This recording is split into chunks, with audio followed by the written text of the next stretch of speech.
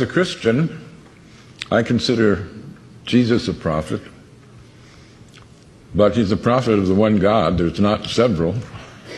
As a Christian, I worship Allah. In the Quran, they ask Allah, through Muhammad, how they should pray. And here's one of many creeds in the Quran.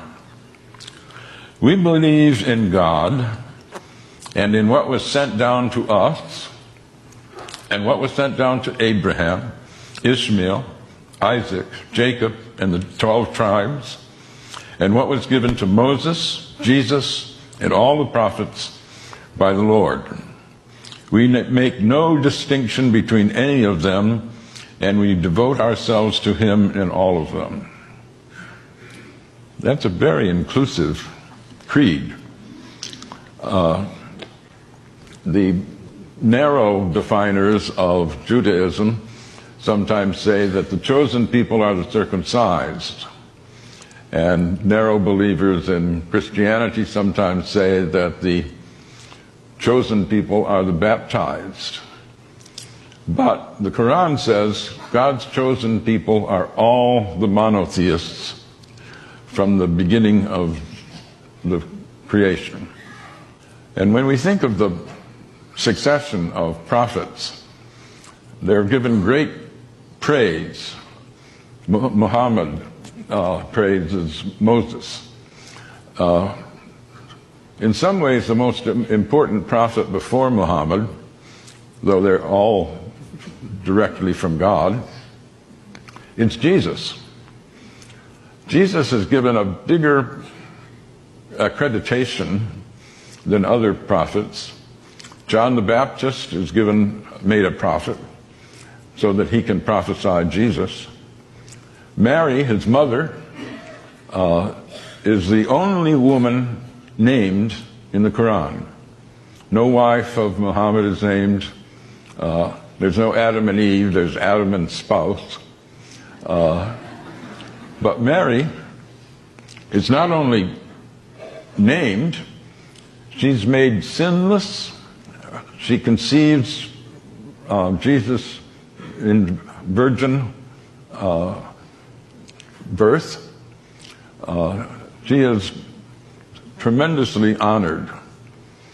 So one asks, if this is such an inclusive founding document of the religion, what is it that people object to? It's pretty easy to misrepresent Islam because so few have read the Quran. This book I published is a product of my shame. I was embarrassed. After 9/11, I was talking with a group of friends, academic friends, and we were wondering, is this really an Islamic event, the 9/11 attack? And at some point, people asked, well, who here has read the Quran? None of us have. And a friend of mine said, not even you, Gary? I thought you were a student of religion. And I said, yeah, that's the problem. I'm totally ashamed. And so I went and have been trying to repair that stupidity ever since. But I've tried in a lot of venues to ask how many people have read the Quran. Dare I do it now? How many have read the Quran?